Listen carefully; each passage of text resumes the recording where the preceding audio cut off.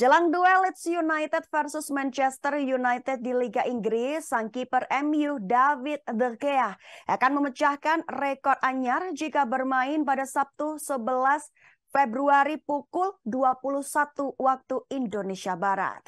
David De Gea akan menjadi pemain yang berasal dari luar Britania Raya yang membuat 400 penampilan untuk satu tim di Liga Inggris. Hingga sekarang David De Gea, kiper asal Spanyol itu merupakan sosok penting di bawah Mister Gawang Manchester United.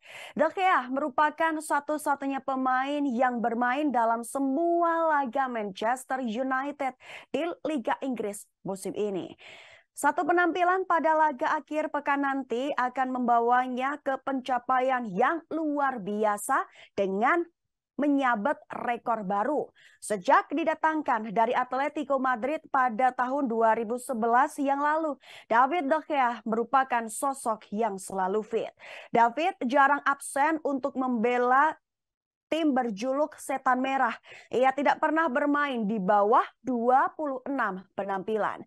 Kemudian dalam 3 musim ia terlibat dalam semua pertandingan, yaitu 38 kali tampil di Liga. Di sisi lain, kontrak David akan habis pada musim panas ini. Berdasarkan laporan yang beredar, saat ini perpanjangan kontraknya di MU tengah dilakukan.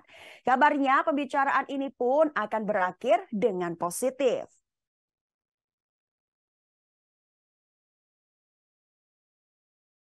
Terima kasih sudah nonton.